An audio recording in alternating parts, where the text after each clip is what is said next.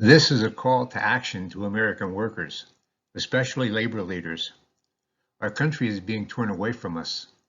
Our way of life is under attack. This is not a drill, and the tyranny is growing as we do nothing. My name is Dominic Buscemi. I am a former president of Teamster Local 773 in Allentown, Pennsylvania. I'm producing this video especially for labor leaders. I relate to the time constraints and demands of your job requires, so I'm going to compact a lot of facts into a short space. I'll put links and contact information in the video description. After retiring from the Teamsters, I took a job as a driver examiner for PennDOT, eventually retiring from PennDOT in 2016 as a driver safety examiner. That job made me aware of the lack of empathy in a bureaucracy. Since retiring, I've had the time to look deeper into the working class's problems. And once you have time to look deep enough, you can get to the sources. We are at a crisis point in history, and you are in a position to stem the tide of the assault on our rights and freedoms. I'm going to show you how globalists are planning to take them. The question is, are we going to let them? We need to start making our members aware of how the changes enacted today are going to affect the lives of their families for generations. Most importantly, we need to start now in coordinating efforts to expose it and ultimately defeat it. In the 11 weeks of the pandemic, from March 18th to June 4th, 42.6 million workers lost their jobs, while U.S. billionaire wealth increased by $565 billion. These are some of the benefactors: Jeff Bezos, Bill Gates, Mark Zuckerberg. In 3 months, about 600 billionaires increased their wealth by far more than the nation's governors say their states need in fiscal assistance to keep delivering services to 330 million residents. Their wealth increased twice as much as the federal government paid out in one-time checks to more than 150 million Americans.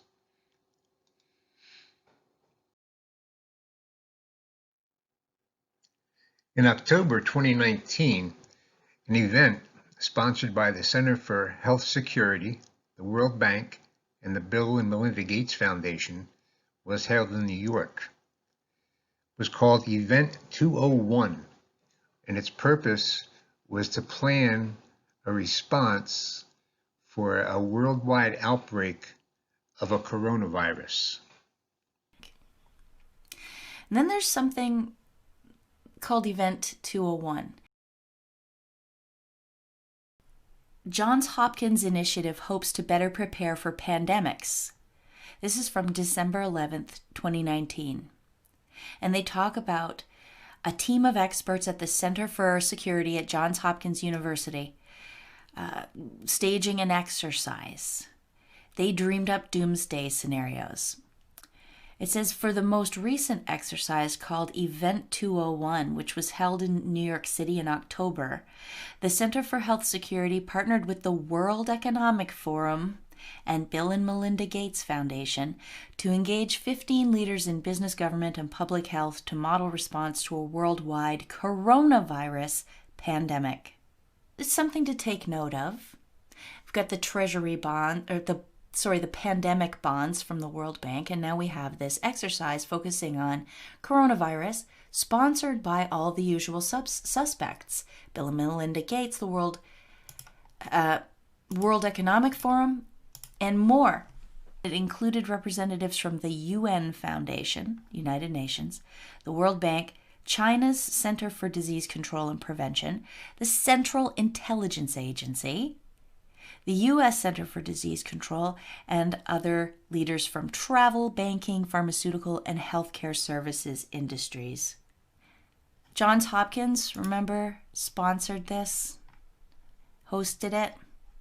Johns Hopkins is closely associated with Bloomberg News. Yep, that Bloomberg. All these guys participating in this exercise, this pandemic. I hope you guys see I hope you guys see that this pandemic is brought to you by NBC, Bloomberg, China, the World Economic Forum, the World Bank, United Nations, the CIA, and Bill and Melinda Gates. Event 201. Their pandemic planning exercise that they did in October 2019, that made it out in that article in December 2019, and then boom, it happens in real life. Just before we go, I want to play you a couple of clips of the fake news that they made on purpose to be played at Event 201. I just listen to it and tell me if it doesn't sound like the real news right now. Twitter and Facebook are reporting they've identified and deleted a disturbing number of accounts dedicated to spreading disinformation about the outbreak. For more on this, we go to our correspondent, Catalina Parks. Chen, these accounts were created by several state-sponsored groups intending to sow political discord, and some individuals are seemingly seeking to gain financial advantages. Violence against healthcare workers and minority populations has been increasing. A recent riot highlights the real danger in these posts. The task of identifying every bad actor is immense. And experts agree that new disinformation campaigns are being generated every day. This is a huge problem that's going to keep us from ending the pandemic and might even lead to the fall of governments, as we saw in the Arab Spring. If the solution means controlling and reducing access to information, I think it's the right choice. Is to provide recommendations to deal with the major global challenges arising in response to an unfolding pandemic. How much control of information should there be, and by whom? And how can false information be effectively challenged? And what if that false information is coming from companies or from governments? I think it's very important that we make sure that there is concise communication with all healthcare facilities where these patients are being treated so that there isn't mass panic. We're at a moment where the social media platforms have to step forward and recognize the moment to assert that they're a technology platform and not a broadcaster is over.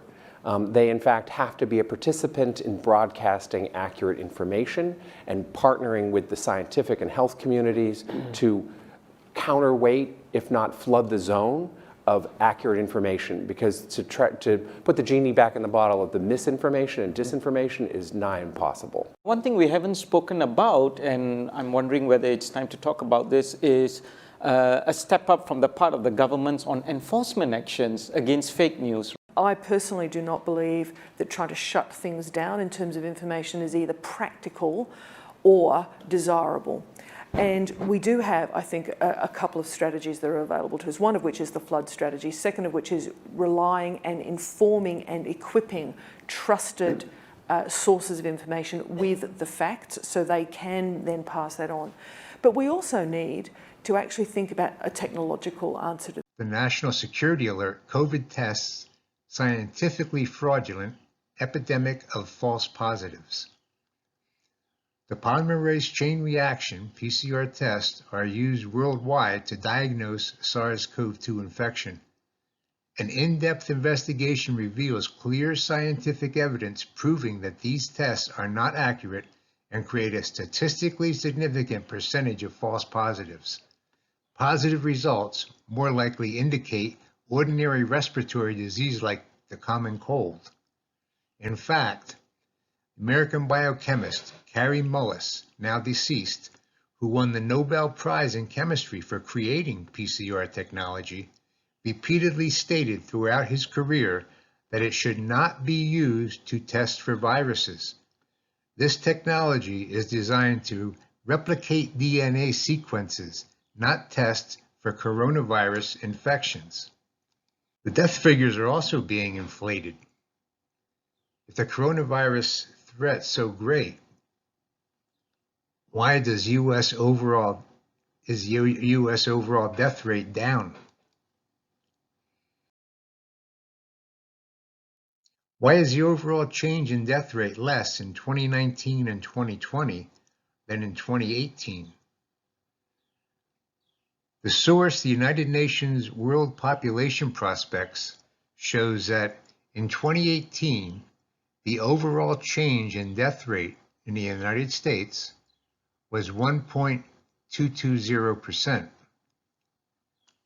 For 2019-2020, the overall change was 1.120%, which is actually a 1% decrease in death rate change. In fact, the death rate has remained relatively constant since 2014.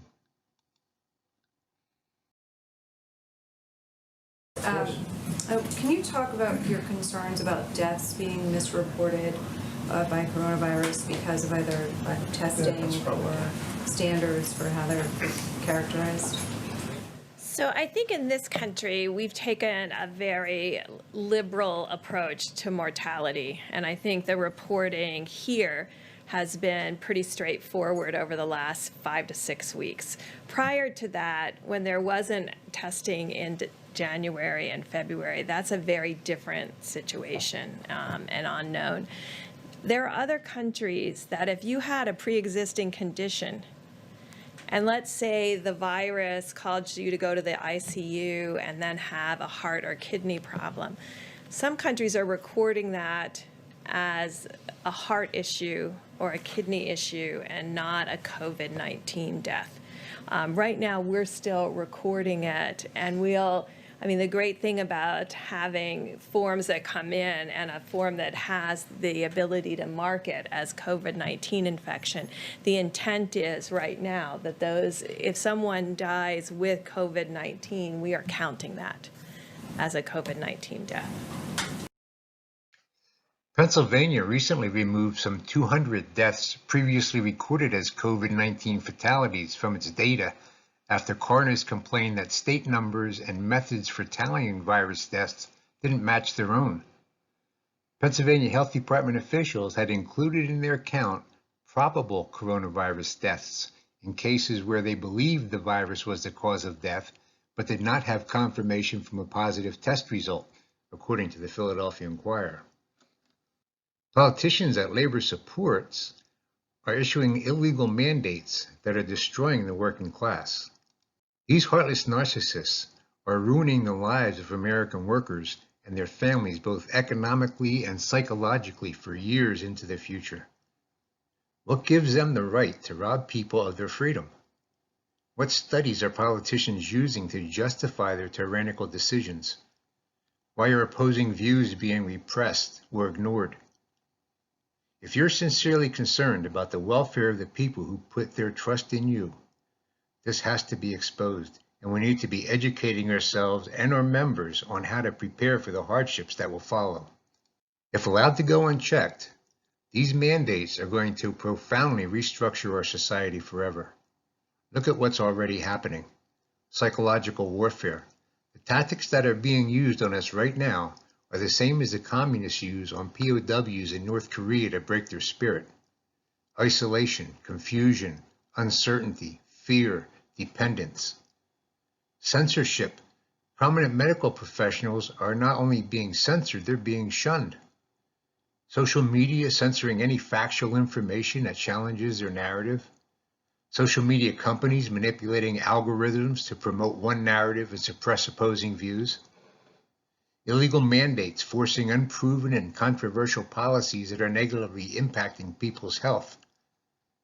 Complete control of our lives, cashless society, tracing apps, forced vaccinations. Is this the future that you would be proud to have represent your legacy? This is a quote from Robert Kennedy's Facebook page from August 16th, 2020. Every part of our lives will be subject to control. This virus is about training us for submission, training us to do what we're told, to not go to the beach unless we're told, to not kiss our girlfriend without their permission. They're turning us into production units and consuming entities. They're going to rob us not only of our democracy and our liberties, but our souls. They're going to inject us with medicines that they want, and they're going to charge us for the diseases that they give us. They're going to control every part of our lives. What we are doing at Children's Health Defense is using the last instruments of democracy we have left, the courts, to fight them. We are in the last battle. We are in the apocalypse. We are fighting for the salvation of humanity. We all knew this was coming, though I never believed it would come in my lifetime. But here it is. The information I posted today is just a drop in the bucket of what's available. I didn't even get into the conflicts of interest and the corruption of the WHO and some of the players on that team.